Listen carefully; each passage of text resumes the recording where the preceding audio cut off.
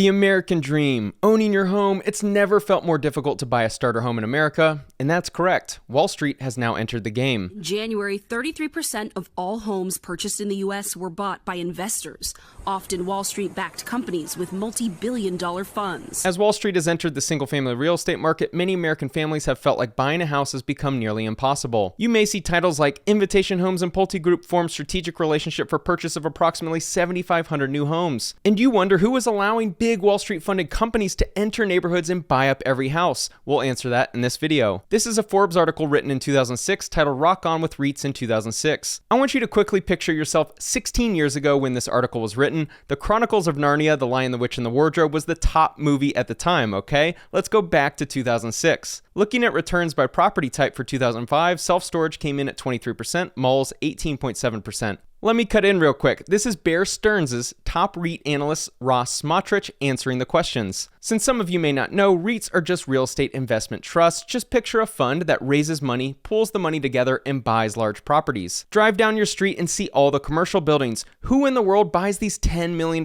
properties? A lot are owned by funds or REITs. Ross talks about multifamily, industrial, offices, hotels, and shopping centers. Notice that he does not mention single-family houses. Remember, this is 2006, a couple years before the situation that turned into a great movie, The Big Short. Spencer, why does this matter? From what I've gathered, many REITs and large funds were not buying single-family houses at this time. They were sticking to the big properties, the ones you and I will never be able to afford. They were raising tens of millions of dollars and buying massive apartment buildings, commercial properties, hotels, and malls. The big players stayed over there with their big properties, while us retail investors and potential homebuyers stayed over here with the single-family houses. Single-family rental REITs are solidifying their position in the residential housing sector. The dislocation in the housing market created an opening for a handful of well-capitalized companies to begin building up portfolios of single-family properties. Large funds found an opening to best allocate their capital, and it unfortunately was buying up affordable homes that they could rent to the same people who just lost their house. The initial public offering of Invitation Homes raised more than $1.5 billion. The single-family REIT founded by private equity firm Blackstone in 2012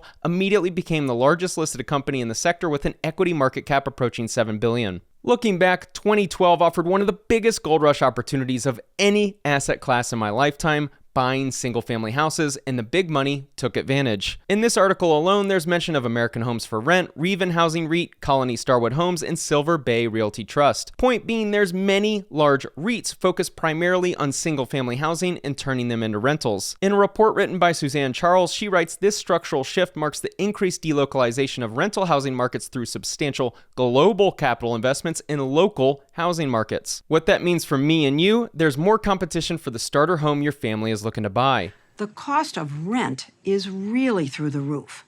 Residential rents across the country went up an average of 15% last year, nearly twice the overall inflation rate. With rents rising that much, of course people want to own their home. But how can you own if these funds, who are the ones increasing your rent, are the same people buying the house you want? By 2016, 95% of the distressed mortgages on Fannie Mae and Freddie Mac's books were auctioned off to Wall Street investors without any meaningful stipulations. The benefit of having access to large amounts of capital is that you can buy assets in bulk when they go on sale. I truly believe that some of you watching this video would be just as good investors as these funds if you had $1 billion to invest in real estate. And private equity firms had acquired more than 200,000 homes in desirable cities and middle-class suburban neighborhoods, creating a tantalizing new asset class, the single-family rental home. The major problem is that they only buy houses that fit a very specific criteria, and that criteria happens to be the exact same house that the first-time home buyer is looking for. In Vegas, hedge funds stick to 3-bed, 2-bath, 2,000 square feet, less than 20 years old single-family houses. This chart produced by Hoya Capital gives an idea on what the institutional investors are buying: around 20 years old, under 2,000 square feet, and around 2,000 monthly rent. This just happens to be the same model for most first-time home buyers, which is why they're feeling the pressure the most.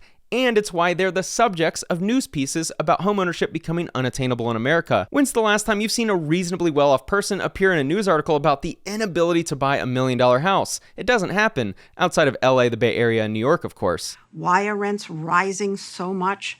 Well, it turns out that big Wall Street firms are playing a role. I think a major pain point for many Americans right now is their rent being a significant portion of their monthly gross income and the feeling that they'll never be able to buy a home. This chart represents the share of single-family houses that are rented, which has obviously surged since the Great Financial Crisis. The scary part is this chart was taken from 2017 data. Real estate investors bought a record 18.2% of the U.S. homes that were purchased during the third quarter of 2021. While it may feel like institutional investors make up a majority of these investor purchases, that isn't entirely the case. They currently represent just 2% of the total residential market, according to analysts with broker-dealer Amherst Pierpoint. It certainly feels like these large Wall Street funds represent more than 2%, and here's the reason why. Their buying criteria fits within a very specific box. And if you're looking to buy a house within that specific box, then they are a 10,000-pound gorilla that you can't compete against. This 60-minute segment includes a look at the homes being bought by large funds. This is the epitome of a starter home. So today,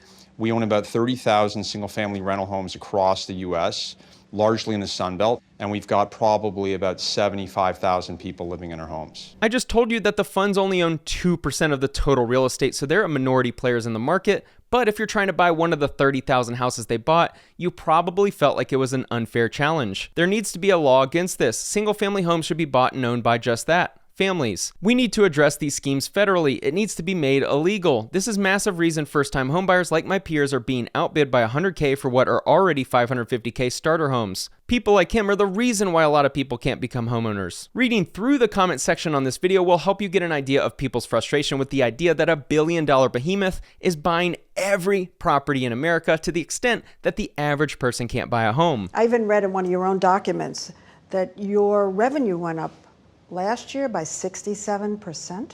Is that correct? Yeah, we're expanding. This is why house prices have skyrocketed, and there's no available units left. These people are disgusting. If you're someone who has been outbid by a hedge fund, then I can certainly understand the frustration. You can't compete against the cash buyer with much deeper pockets. Tricon is trying to buy 800 houses a month.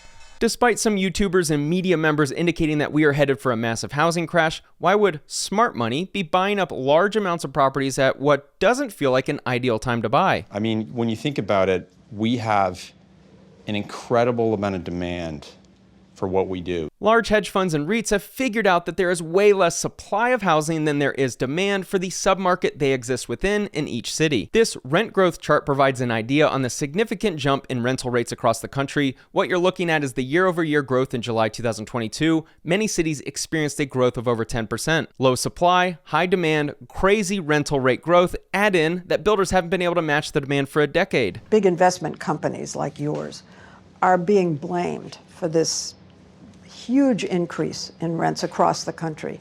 And you can set the rent any way you want, really, given the demand you're talking about. While it's easy to blame the large corporations as the reason the average person isn't able to buy a home, they actually aren't as big as the headlines and news stories would have you think. Private equity firms owned an estimated 239,018 rental single-family homes across the country as of June 2022. Nationwide, private equity owns about 1 out of 60 rental homes, 1.6%. In real estate, within each city, you have numerous submarkets. Nationwide, as a general number, REITs and Wall Street make up such a small number of buying activity that it's irrational to think of them as the sole reason the average person can't afford a home. But for the people who are attempting to buy a house in the city in the submarket that a hedge fund or REIT is buying will certainly feel like they are everywhere. Some reports indicate that at certain price points in areas within the city of Atlanta, Georgia, investors are buying as many as 20% of the available houses. 61% of renters in the US can't afford to buy a home in their city. It's understandable that many renters are influenced into the belief that they can't afford to buy a home when they read headlines like this. This is an interesting chart produced by Hoya Capital indicating that large investors, as defined as those with 100 or more properties,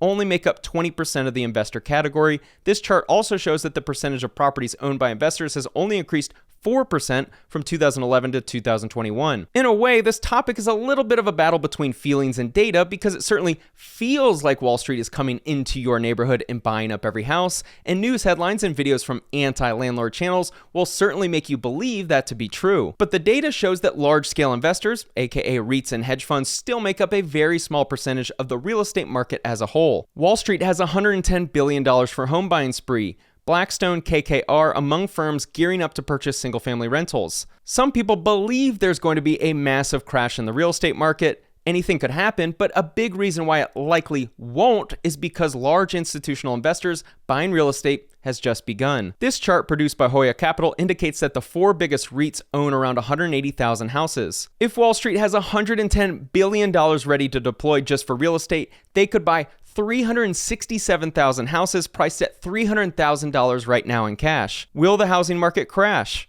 Will the average person have a better chance at buying a house in the future? My belief is that it's going to progressively get more difficult for the average income earner to buy a house in major cities in America. This ought to be banned or drastically limited. Corporations have no right to steal the American dream from ordinary Americans. Regulate and tax heavily these pirates. International investment firms such as these are pure evil. If you want to invest in real estate while saving up for your first home, keep in mind that you can buy stock in the REITs who are buying these starter homes. Thanks for watching.